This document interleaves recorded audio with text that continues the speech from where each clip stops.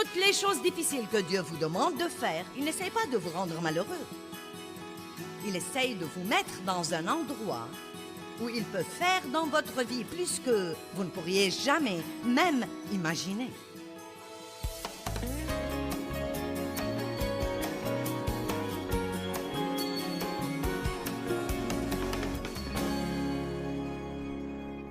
Ce soir, je veux vous parler d'une attitude de miséricorde et de pardon. Je viens d'écrire un livre intitulé « Rendez-vous service et pardonnez ».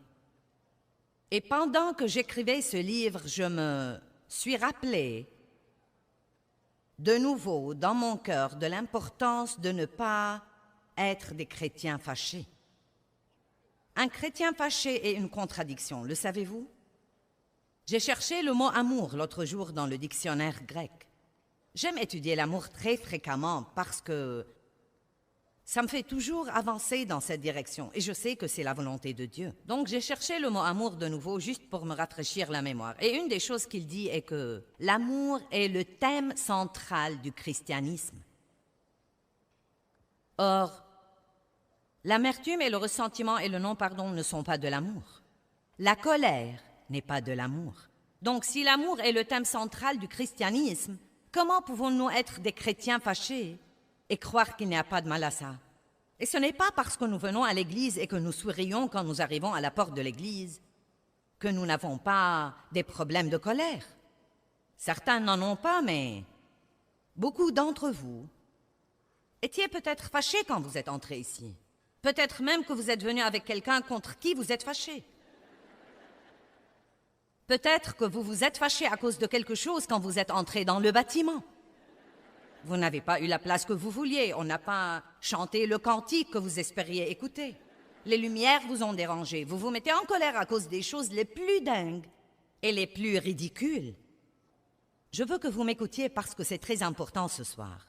La plus grande partie du terrain que Satan gagne dans la vie d'un croyant, il la gagne par la porte ouverte du non-pardon.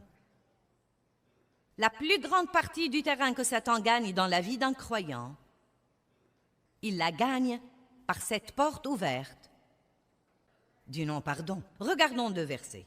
2 Corinthiens 2, 10 et 11. Et ces versets vont sûrement être mis sur les écrans pour vous. J'enseigne, comme vous le savez, probablement d'une Bible amplifiée. Si vous pardonnez quelque chose à quelqu'un, c'est l'apôtre Paul qui parle. Si vous pardonnez quelque chose à quelqu'un, je pardonne aussi. Et ce que j'ai pardonné, si j'ai pardonné quelque chose, je l'ai fait pour vous, en présence et avec l'approbation de Christ le Messie. Maintenant, dans le verset 11, il va dire pourquoi il est si prêt à pardonner et pourquoi il veut qu'il soit si prêt à pardonner, afin de ne pas laisser à Satan l'avantage sur nous, car nous n'ignorons pas ses ruses et ses intentions. C'est possible, très possible, que pour certains d'entre vous ici ce soir qui avaient un problème dans votre vie, que d'une façon ou d'une autre l'ennemi s'est introduit. Peut-être que vous priez et que vous demandez à Dieu de supprimer ce problème, mais pourtant vous n'êtes pas prêt à pardonner à quelqu'un qui vous a blessé. Vos prières ne peuvent pas être exaucées si vous n'allez pas pardonner. Eh bien, Joyce, tu ne sais pas ce que je ressens. Je ne voudrais pas vous vexer, mais je vais quand même le dire. Je me fiche de ce que vous ressentez. Et je ne veux pas dire que ça m'est égal, comme si ça m'était égal, mais je veux dire que nous devons arrêter de nous soucier tellement de ce que nous ressentons. J'aurais aimé que nous nous sentions bien tout le temps, mais la vérité est que nous n'allons pas nous sentir bien tout le temps. Et un des versets que je vais vous lire un peu plus tard est dans Colossiens, et il dit de se revêtir de la miséricorde. De se revêtir de la miséricorde. Et savez-vous que vous pouvez exprès choisir d'être miséricordieux? Or, la miséricorde n'est pas juste. Non, mais il n'y a rien de juste dans la miséricorde, car quand vous l'êtes, vous donnez quelque chose à quelqu'un qui ne le mérite pas. Vous décidez de tolérer quelque chose que, si vous vouliez vraiment, vraiment être légaliste, vous auriez pu dire, eh bien, tu ne vas pas t'en tirer comme ça, car ce que tu as fait était vraiment mauvais. Mais la Bible nous dit de nous revêtir de la miséricorde et que par-dessus la miséricorde, nous revêtir de l'amour. Et une des choses les plus précieuses dans ma vie pendant les 10 ou 15 dernières années était d'apprendre à faire ce qu'il faut exprès. Non pas parce que j'en ai envie, mais de le faire exprès. Et en fait, d'apprendre encore plus que quand je fais ce qu'il faut et quand je n'ai pas envie de le faire, c'est à ce moment-là que je grandis spirituellement. Quand je fais ce qu'il faut parce que j'en ai envie et que c'est facile et que ce n'est pas une lutte, à ce moment-là, j'opère dans quelque chose où j'ai déjà grandi à un autre moment quand je faisais ce qu'il fallait quand c'était dur. Donc ne croyez pas que ce sera toujours facile de faire ce qu'il faut, mais rappelez-vous, quand vous faites ce qu'il faut et que c'est difficile à faire, la bonne nouvelle est que vous pouvez dire « je grandis ». Je grandis spirituellement en faisant le bon choix. Ne vous lassez pas de faire le bien. Éphésiens 4, 26. Quand vous vous mettez en colère, ne péchez pas. J'aime ça parce que on peut se mettre en colère et ne pas pécher. La colère elle-même n'est pas nécessairement un péché. C'est en fait une émotion que Dieu a mise en nous pour nous faire savoir quand nous sommes maltraités. Donc la colère n'est pas nécessairement un péché. Ce que nous faisons de cette colère devient un péché. Que le soleil ne se couche pas sur votre colère, votre exaspération, votre fureur ou votre indignation. Wow! Je me demande combien de personnes il y a ici ce soir adorant Dieu, priant pour la satisfaction de leurs besoins. Elles sont allées se coucher fâchées hier soir. Vous savez, vous pouvez être à la maison et vous bagarrer avec votre conjoint. Et vous pouvez aller vous coucher fâché, bien que le Saint-Esprit essaye de vous parler et que vous sachiez parfaitement que vous devriez vous humilier et essayer de réparer, même si ce n'est pas votre faute.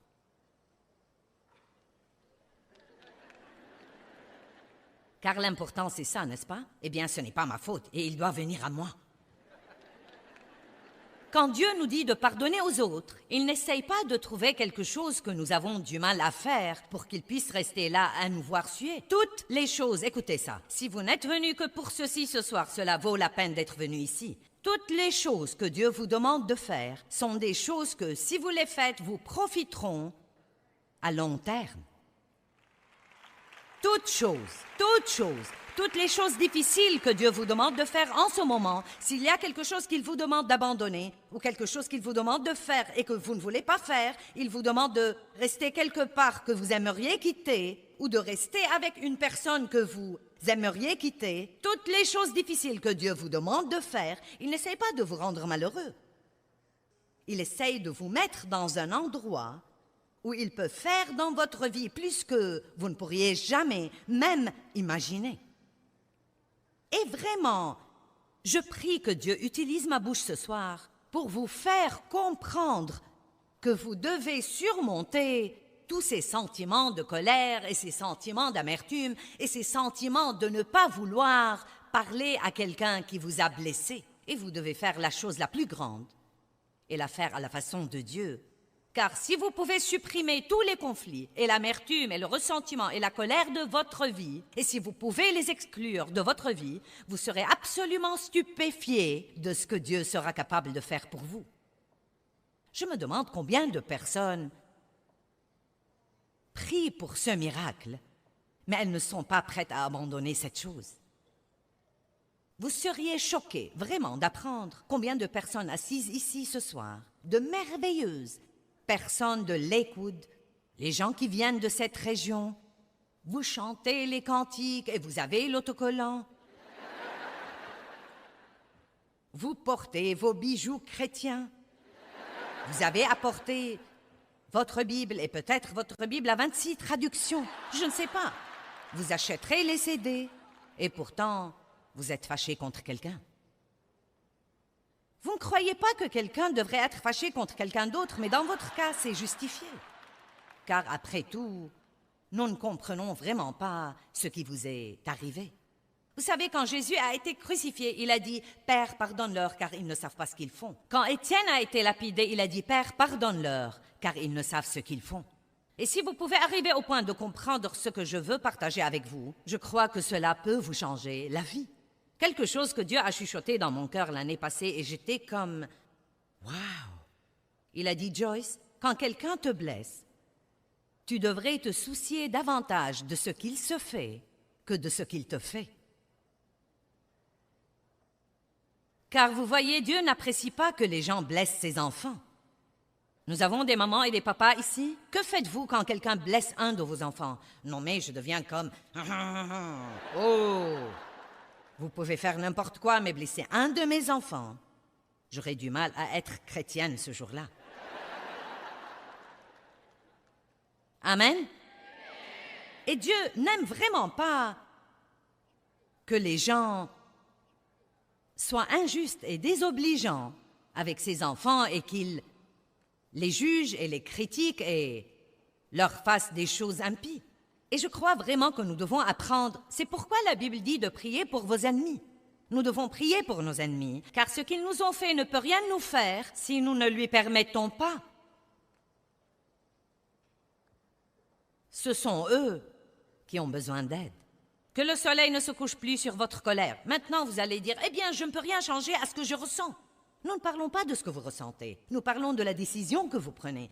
Vous savez, j'ai découvert que si je me fâche contre Dave, je peux entrer dans la pièce et lui parler si j'ai envie de le faire ou non. Et quand vous êtes fâché contre quelqu'un, ce que vous voulez faire, c'est l'exclure de votre vie.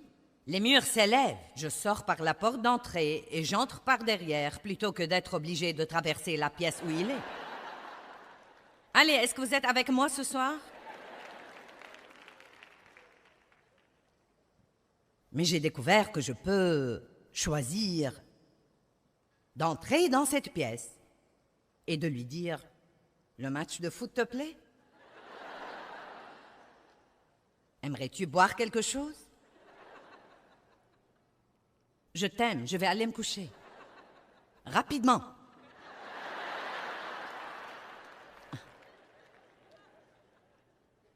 Combien d'entre vous croient que tout ce truc de colère est un grand problème pour les chrétiens? Vous savez quoi? Nous devons faire quelque chose là-dessus. Chacun de nous doit prendre la responsabilité, personnellement, de dire « Je ne vais pas vivre fâché ». Maintenant, vous ne pouvez pas toujours changer ce que vous ressentez, mais vous pouvez changer ce que vous faites car vous avez le libre choix. Et si nous faisons ce qu'il faut assez longtemps, nos sentiments nous suivront plus tard. Je vais dire ça de nouveau. Si nous faisons ce qu'il faut assez longtemps, nos sentiments ne tarderont pas à nous suivre plus tard. Une des choses qui arrive quand vous priez pour vos ennemis, c'est qu'il vous sera difficile de rester fâché contre quelqu'un pour qui vous priez. Et donc, vous pouvez commencer par faire ça, par prier pour les gens qui vous blessent. Priez pour eux. Et une chose que vous pouvez faire quand vous êtes fâché, c'est d'étudier la parole sur ce plan. Vous savez, si j'ai mal à la tête, je n'y mets pas un pansement. Et quand vous êtes fâché contre quelqu'un, vous n'avez pas besoin d'un message sur la prospérité. Vous devez étudier dans la parole sur la colère, l'amertume et le ressentiment et le non-pardon, et vous devez l'étudier jusqu'à ce que la parole fasse une percée et vous libère de cet esclavage. Puis votre prospérité s'en suivra. Cherchez le royaume et la justice de Dieu, la façon juste d'être et de faire, et toutes ces choses vous seront données par surcroît. Cherchez le royaume, cherchez à faire les choses comme Dieu veut que vous les fassiez, et Dieu vous donnera les bénédictions. Ne poursuivez pas les bénédictions, laissez-les vous poursuivre. Philippiens 2:5 dit que nous devons prendre la même attitude qu'avait Jésus. Puis il parle de la manière dont il s'est humilié lui-même. Vous savez, l'humilité, je crois, est probablement l'attitude la plus belle que nous puissions travailler pour acquérir, probablement une des plus difficiles. Mais la vraie humilité est probablement une des plus belles attitudes et qualités que Jésus veut nous enseigner. Et je crois que c'est impossible d'être miséricordieux sans l'humilité. Il y a peu de temps, j'étais très en colère comme je ne l'ai pas été depuis longtemps.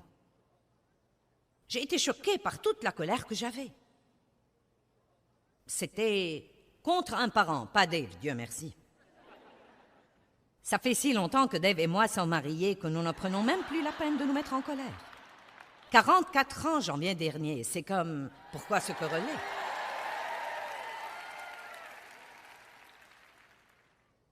Mais je me suis mise en colère contre quelqu'un. Je ne vais pas rentrer dans les détails. J'ai raconté toute l'histoire dans le livre que je viens d'écrire, mais J'ai senti que la personne était vraiment, vraiment, vraiment ridicule et exerçait une pression excessive sur moi à un moment où je n'en avais pas besoin. Je lui ai demandé de faire une simple petite chose et elle a, vous savez, rechigné à la faire et j'étais comme, non mais j'ai vraiment explosé.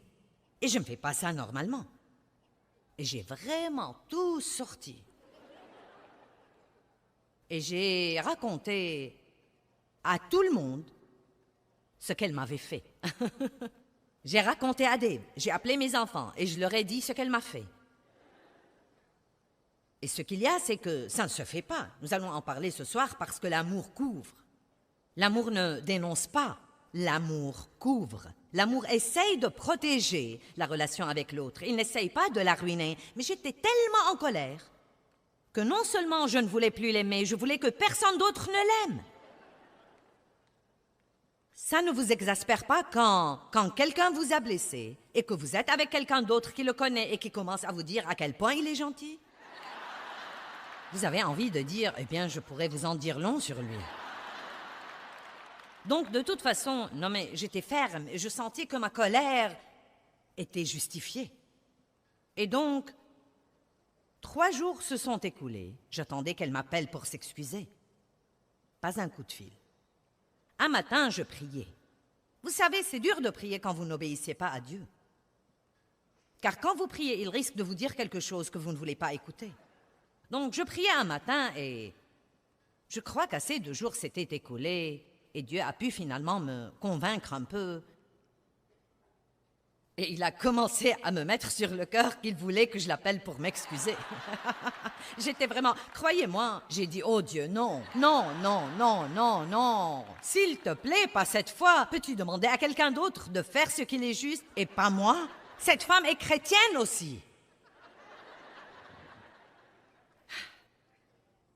J'ai attendu quelque temps.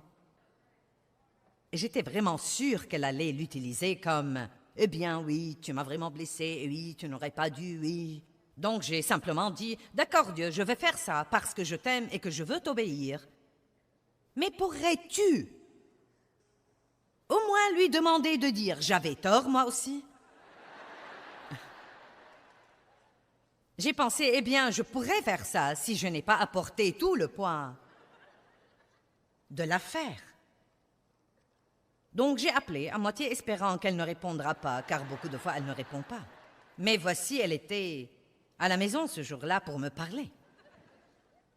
Et vous savez, j'ai dit, vous savez, écoute, je veux juste te dire que je suis désolée d'être tellement en colère l'autre jour.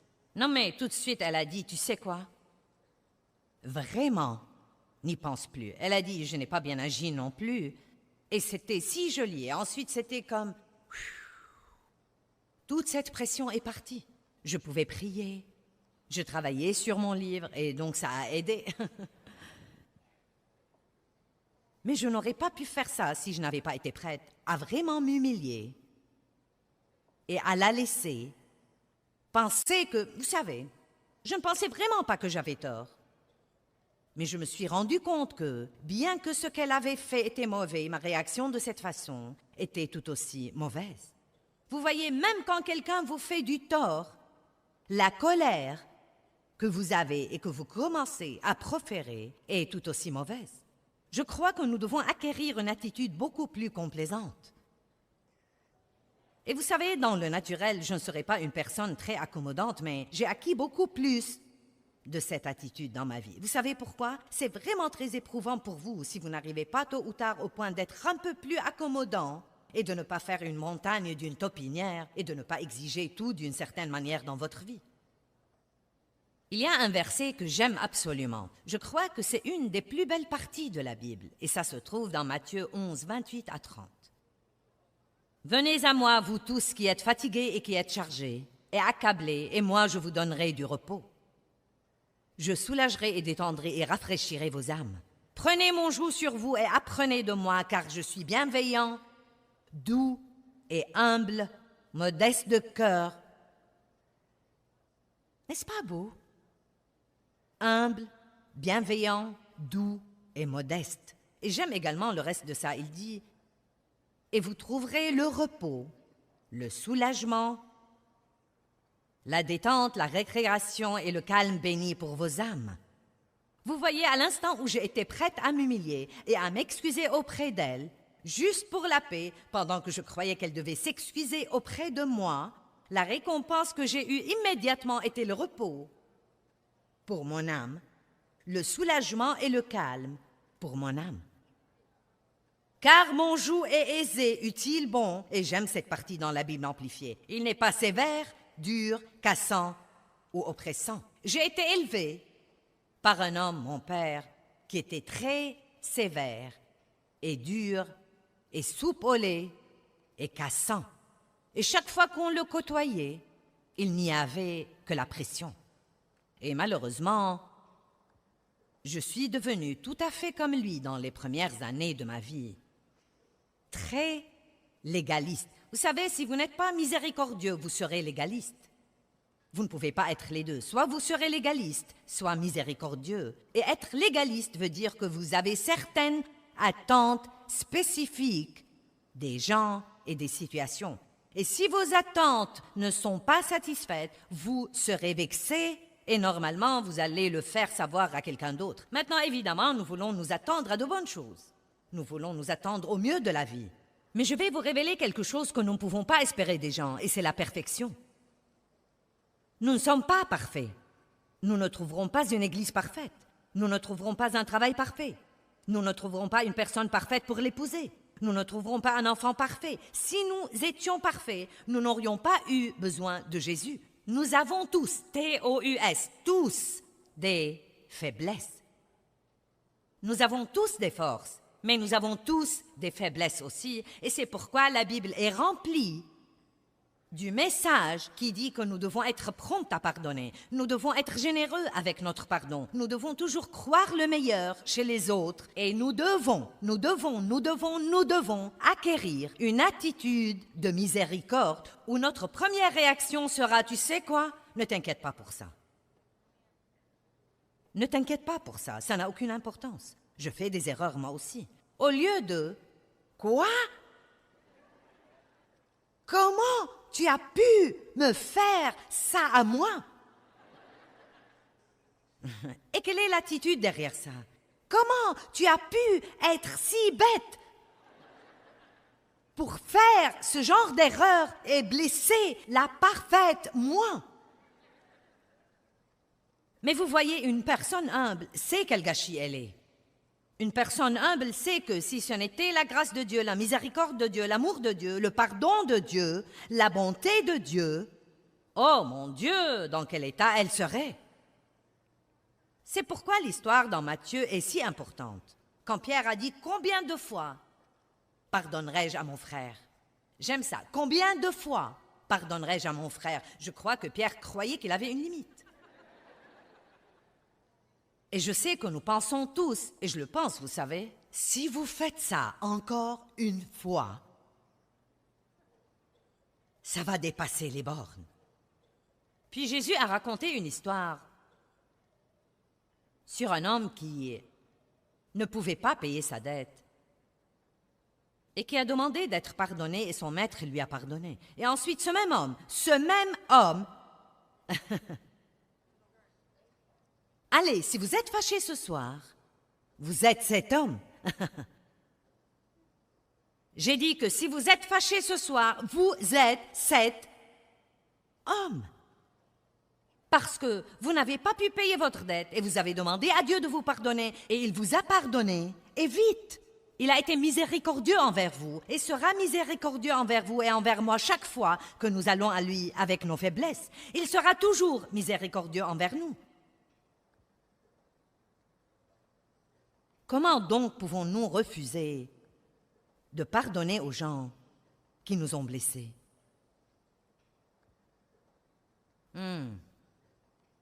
C'est calme là-dedans.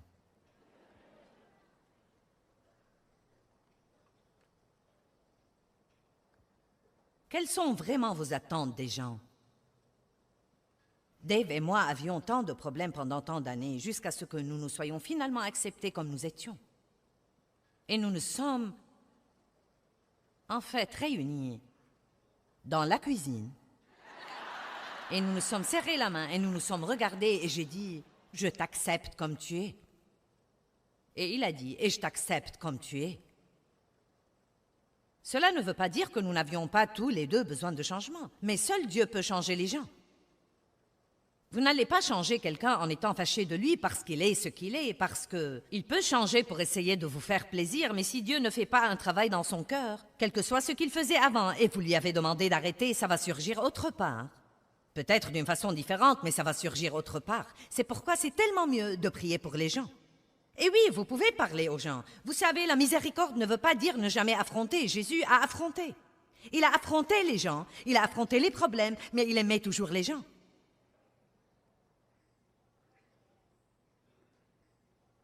Vous devez apprendre à ne pas vous attendre à ce que tout le monde dans votre vie soit parfait. Car vous savez quoi? Nul de nous n'est parfait. Eh bien, j'espère que l'enseignement d'aujourd'hui a été un bon rappel pour vous, comme quoi la miséricorde est un don que Dieu nous donne et un don que nous pouvons donner aux autres, mais il faut un caractère pieux pour être miséricordieux envers les autres. Nous devons savoir laisser Dieu développer ce caractère en nous.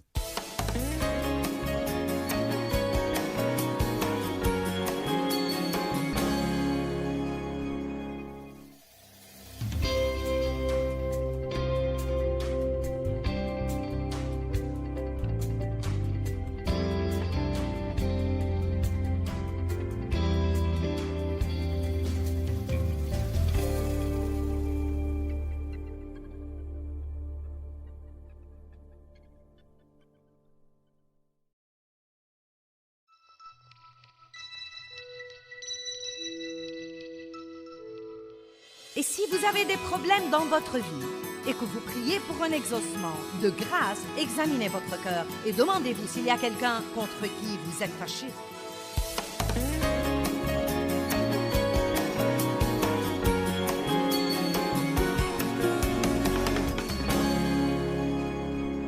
Vous savez, la miséricorde ne veut pas dire ne jamais affronter. Jésus a affronté.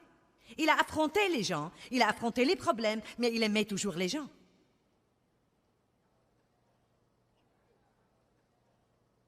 Vous devez apprendre à ne pas vous attendre à ce que tout le monde dans votre vie soit parfait. Car vous savez quoi? Nul de nous n'est parfait. Dans Jean 2, 24 et 25,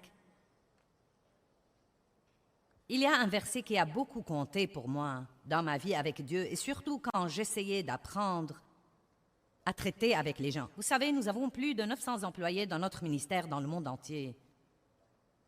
Et quand vous traitez avec 900 personnes, il y a toujours quelqu'un qui fait quelque chose que vous auriez aimé qu'il ne fasse pas. Si vous traitez avec 3 personnes, il y a d'habitude quelqu'un qui fait quelque chose que vous auriez aimé qu'il ne fasse pas. Parfois, si vous traitez avec une seule personne, il y a quelqu'un qui fait quelque chose. Combien d'entre vous reconnaissent que bien s'entendre avec les gens et rester en paix, et rester dans l'amour, et ne pas se mettre en colère, est quelque chose sur lequel vous devez travailler? Nous sommes tous d'accord là-dessus. Donc, nous avons tous besoin de ce message. Mais Jésus lui-même, verset 24, ne se fiait pas à eux. Il parle de ses disciples parce qu'il connaissait tous les hommes. Il ne dit pas qu'il ne leur faisait pas confiance, il dit qu'il ne se fiait pas à eux. Et je comprends de ça que Jésus ne leur ouvrait pas grand son cœur pour dire « Vous êtes mes meilleurs copains et nous allons nous fréquenter et je peux tout vous dire et vous faire confiance et vous n'allez jamais me blesser et vous n'allez jamais me décevoir. Vous êtes mes amis parfaits que j'ai cherchés toute ma vie. » Il n'a pas fait ça. Pourquoi? Parce qu'il connaissait tous les hommes. Verset 25. Et il n'avait pas besoin que quelqu'un rendît témoignage au sujet de l'homme, il n'avait besoin du témoignage de personne au sujet des hommes, car lui-même savait ce qui était dans la nature humaine. J'aime ça. Vous savez, je crois que si vous pouvez commencer un nouveau travail et vous dire vous-même avant d'y aller, ce travail ne va pas être parfait, mon patron ne va pas être parfait, je ne vais pas travailler avec des gens parfaits, et je ne suis pas parfait.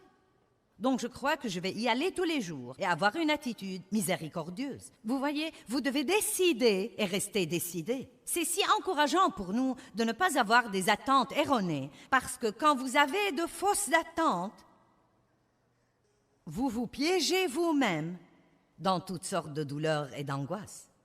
Eh bien, tu es la dernière personne au monde que j'aurais jamais cru qu'elle me blesserait. Eh bien, vous aviez une fausse attente. Car si vous fréquentez quelqu'un assez longtemps, vous allez trouver quelque chose chez lui que vous n'aimerez pas. On peut supporter n'importe quoi pour une courte période de temps. Mais quand vous avez ça jour après jour, après jour, après jour, après jour, après jour, après jour, je crois que c'est pourquoi Pierre a dit « Seigneur, combien de fois ?» Et c'est mon opinion personnelle, mais je crois que Pierre avait un problème avec Jean. Car je connais la personnalité de Pierre. Je n'écris pas un nouveau chapitre dans la Bible, mais écoutez, je connais la personnalité de Pierre. Et je sais que quand Jean disait « Je suis le disciple que Jésus aime », je peux vous dire tout de suite que ça agaçait Pierre. Et je peux même voir quand Jean s'est penché vers la poitrine de Jésus au dîner et a dit « Je suis celui qu'il aime ». Je parie que Pierre voulait le tabasser. Maintenant, c'est mon opinion, mais ses disciples ont été ensemble pendant 3 ans, jour et nuit. Ils avaient sûrement des problèmes entre eux. Plus vous fréquentez quelqu'un, plus vous verrez ses défauts. C'est pourquoi vous devez commencer à prier et à travailler avec le Saint-Esprit pour acquérir une attitude de miséricorde à l'égard des incapacités des autres. Les disciples étaient un gâchis. Et Jésus leur pardonnait constamment. Ils se sont disputés au sujet de qui était le plus grand. Ils se sont endormis quand Jésus avait besoin qu'il prie 1 heure avec lui. Pierre a renié Jésus 3 fois. Et pourtant, Jésus lui a donné la miséricorde. Le matin de la résurrection, il a dit « Allez dire à mes disciples et à Pierre ». Pierre était le seul qui l'a mentionné par son nom. « Allez dire à mes disciples ». Oh oui, et dites à Pierre aussi. Je ne suis pas fâchée contre lui, il est toujours dans le groupe. Mais qu'il m'ait renié 3 fois. Vous savez pourquoi? Vous savez pourquoi Jésus n'était pas fâché contre ses disciples? Parce que la miséricorde comprend le pourquoi derrière le quoi. Le légalisme ne regarde que ce que font les gens, mais Dieu regarde au-delà de ce que nous faisons, à pourquoi nous le faisons. Et c'est pourquoi il peut être si patient et indulgent avec nous et travailler à notre guérison. Dieu a supporté beaucoup de trucs de moi pendant longtemps parce qu'il savait comment on m'a élevé et il savait comment on m'a traité. Et il le savait que j'avais un bon cœur à son égard, mais que j'avais un problème avec des forteresses dans ma chair parce que j'ai été maltraitée. Jésus a compris que les disciples avaient peur. Pierre avait peur. Il avait peur des hommes. Il avait peur.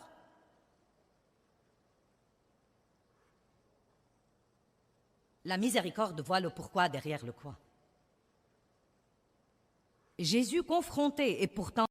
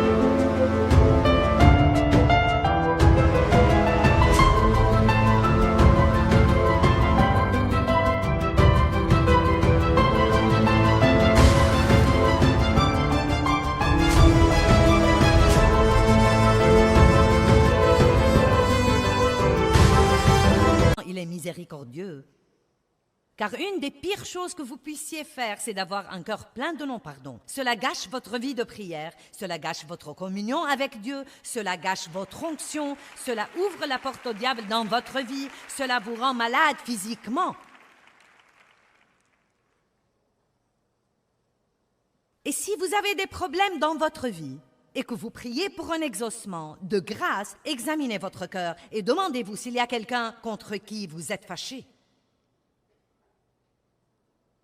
La Bible dit, si tu présentes ton offrande à l'autel et que ton frère a quelque chose contre toi, laisse là ton offrande devant l'autel avant d'essayer de l'offrir à Dieu et va d'abord et fais la paix avec ton frère. Puis viens présenter ton offrande. Je ne crois pas que nous devons adorer Dieu avec de la colère dans notre cœur. Ce n'est pas une vraie adoration. Et je me souviens que je me tenais au premier rang quand Dave et moi étions à l'église où nous allions et où notre ministère a commencé. Mais je n'avais vraiment pas encore un ministère. Je donnais des études de la Bible à la maison. Non, mais nous nous disputions en allant à l'église. Si le diable peut déclencher quelque chose dans votre vie, ce sera quand vous voulez aller écouter la parole, parce qu'il veut que vous soyez dans le désarroi pour que vous ne compreniez rien. Et vous asseoir là et porter votre masque d'église et sourire « Alléluia, le Seigneur soit loué », pendant qu'à l'intérieur, je n'avais aucune idée à l'époque de ce que je faisais, mais je le comprends maintenant. Je me souviens que je me tenais debout à côté de Dave à l'église avec mon grand sourire de « Le Seigneur soit loué ». Je regardais les paroles sur le rétroprojecteur, je déclamais ces paroles et je chantais les cantiques les mains en l'air. Et je pensais, s'il croit que je vais lui cuisiner quoi que ce soit pour manger aujourd'hui, il se trompe lourdement. En ce qui me concerne, il peut mourir de faim. Il va rentrer à la maison et regarder un autre match de foot et je vais faire tout le travail et nettoyer la maison. Et j'en ai ras-le-bol de la façon dont on me traite par ici.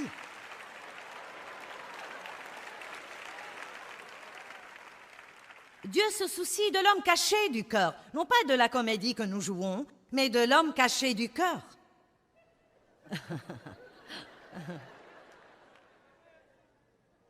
Seigneur Jésus, aide-nous. Arrêtez de craindre que quelqu'un ne profite de vous et commencez à obéir à Dieu. Laissez-le vous rendre justice. Laissez-le s'occuper de vos ennemis. Dieu nous rend justice, mais si nous essayons de nous occuper de nous-mêmes, il ne pourra pas s'occuper de nous. Êtes-vous fâché contre votre patron ou contre cette personne au bureau qui a eu la promotion que vous croyez que vous méritiez? Êtes-vous toujours fâché contre vos parents et maintenant ils ont 80 ans et vous ne les appelez toujours pas parce qu'ils ne vous ont pas traité comme il faut quand vous grandissiez? Ne m'obligez pas à sortir là.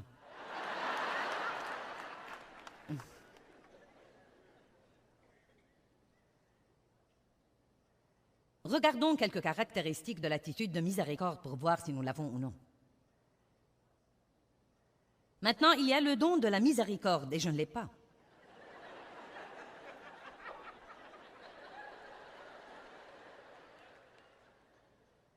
J'ai cependant le don de la correction.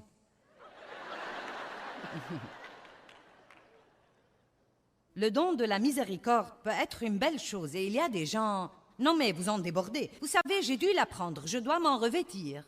Et je dois normalement m'en revêtir plusieurs fois par jour.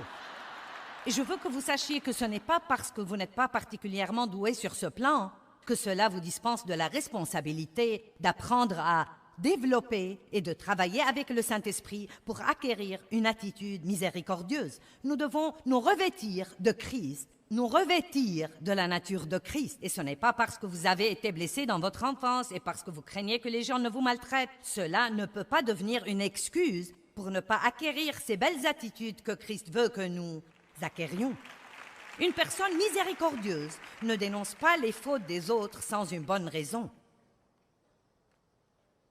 Vous savez quoi? Les mauvaises nouvelles se répandent dans le corps de Christ comme une traînée de poudre. Nous n'avons même pas besoin des médias. Non mais si un pasteur dans un petit village perdu fait quelque chose, non mais tout le monde l'apprend en moins d'une semaine. Mais les bonnes nouvelles ne se répandent pas aussi vite. Et c'est une méchante, mauvaise chose que Dieu méprise. Tout d'abord, nous ne devons même pas croire une mauvaise histoire que quand nous l'entendons de la bouche de 2 ou 3 témoins dignes de confiance.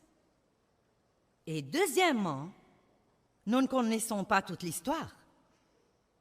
Et troisièmement, la Bible dit que l'amour ne soupçonne point le mal. Je sais certainement qu'il y a eu de grands mensonges racontés sur mon compte, qui n'étaient absolument pas vrais. Et j'ai apprécié les amis et les partenaires de notre ministère qui ont dit « Je ne les crois pas ».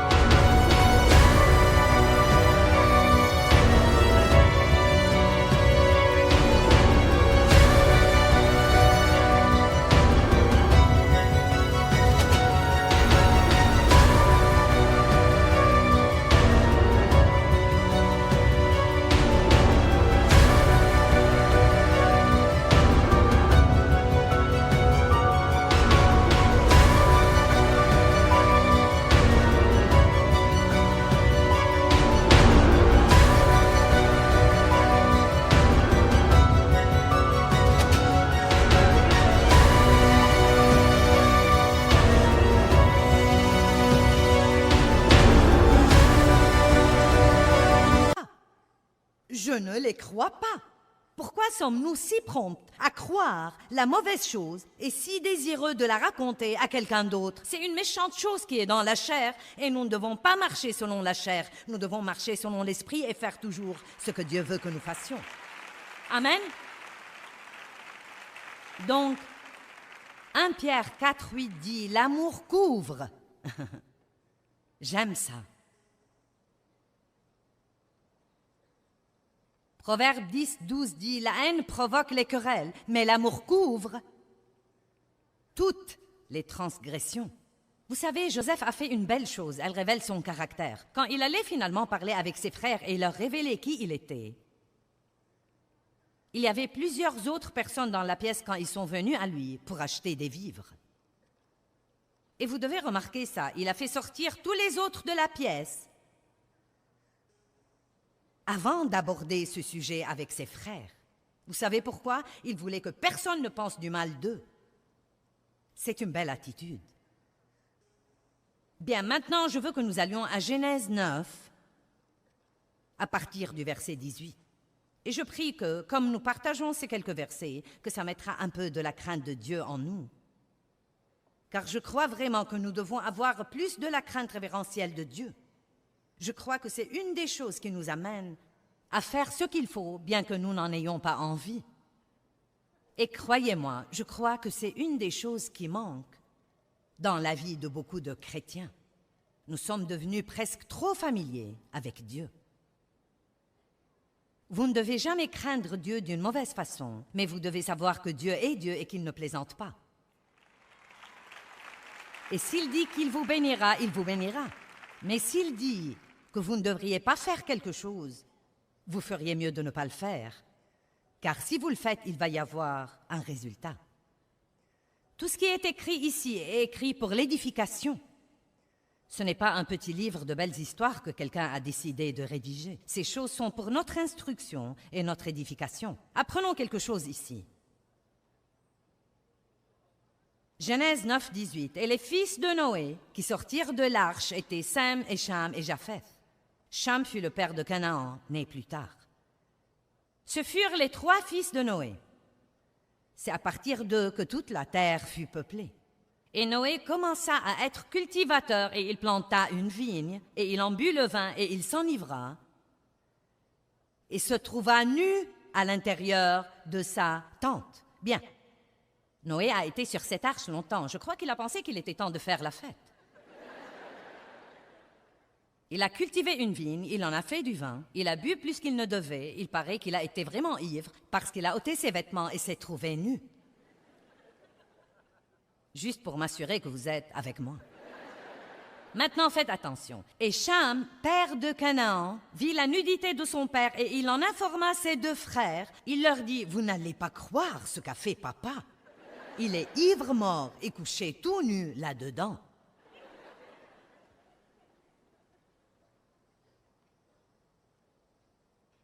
Et Sem et Japheth prirent un manteau, c'est si beau, le placèrent sur leurs épaules à tous 2 et, marchant à reculons dans la tente, à reculons pour ne pas voir la nudité de leur père et lui faire honte et se faire honte, et ils ont couvert sa nudité.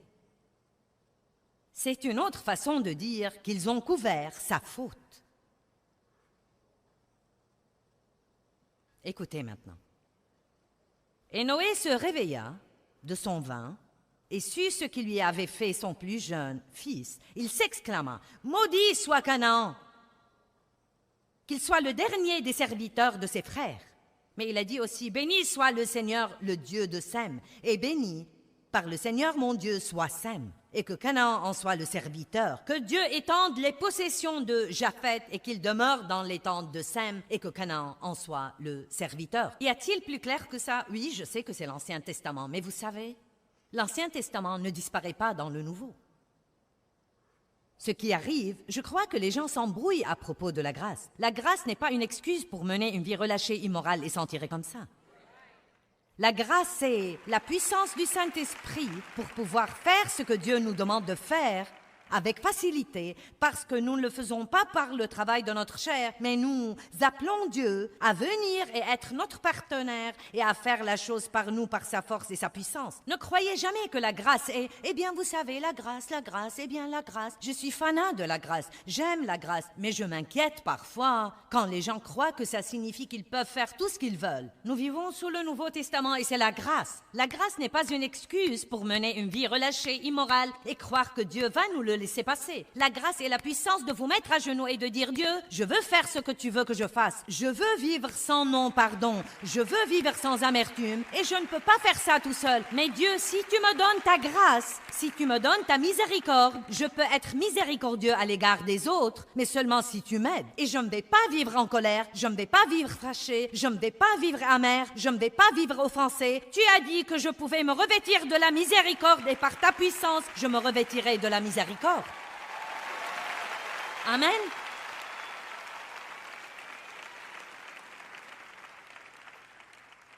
Une autre chose que la Bible dit dans Matthieu 18 est que s'il y a quelque chose entre vous et votre frère, si votre frère vous a offensé, d'abord, que tout le monde dise d'abord, allez trouver votre frère en privé. Il ne dit jamais que si quelqu'un vous offense, allez demander à 14 personnes ce qu'elles en pensent. D'abord, allez trouver votre frère en privé et essayez d'arranger les choses entre vous 2. Et s'il ne vous écoute pas, prenez 2 ou 3 personnes. S'il refuse toujours, dites-le à l'église. Il y a un ordre pour les choses. La Bible ne dit jamais de laisser passer aux gens toutes sortes de mauvais comportements. Ce n'est pas ça le vrai pardon.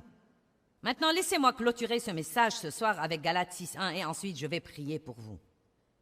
Frères, si quelqu'un, n'importe qui, même une personne que vous n'aimez pas, si quelqu'un vient à être surpris en quelque faute ou en quelque péché, vous qui êtes spirituels, c'est nous, n'est-ce pas?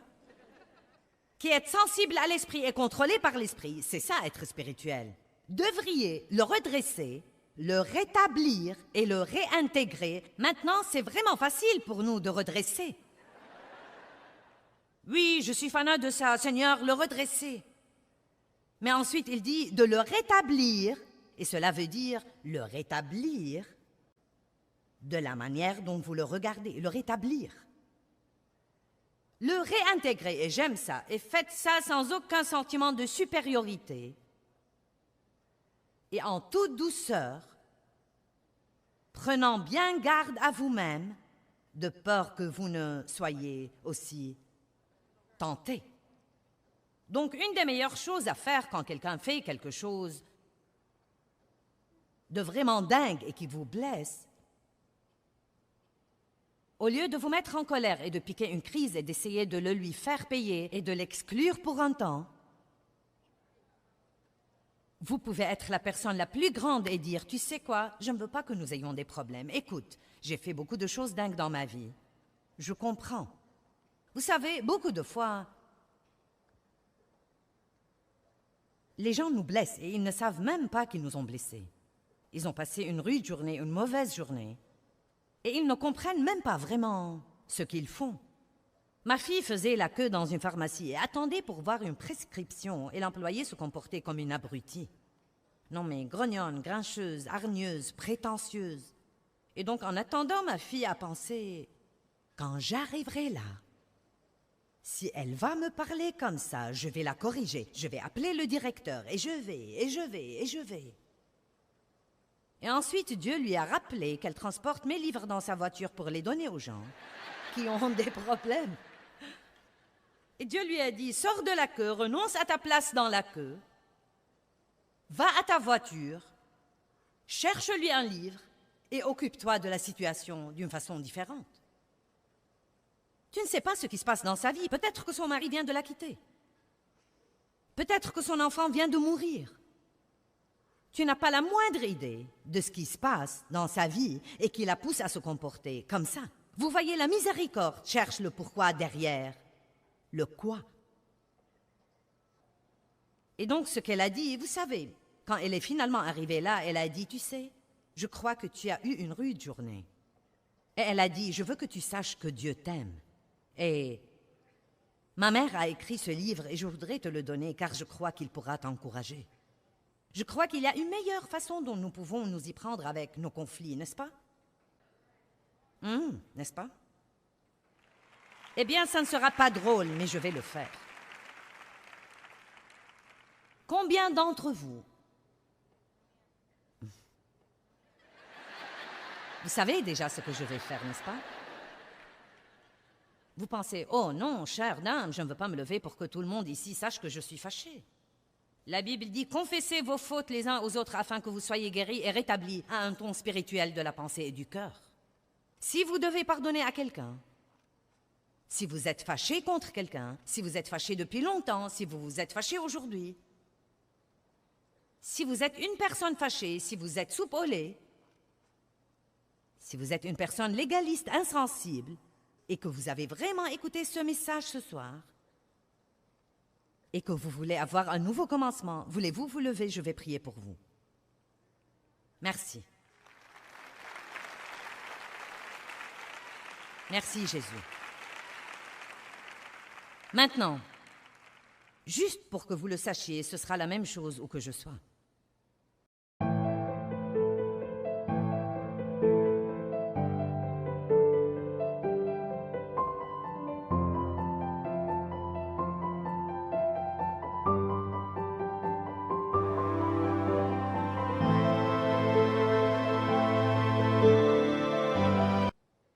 Et il y a quelque chose que je voudrais que vous fassiez, non pas pour être indiscret, mais je veux que vous regardiez autour de vous pour voir combien de personnes sont debout. Et je vais vous dire pourquoi je veux que vous fassiez ça.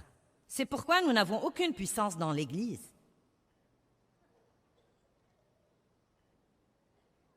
Chacun de nous doit commencer à prendre la responsabilité d'être ce représentant de Christ qu'il veut que nous soyons pour qu'il puisse faire son travail.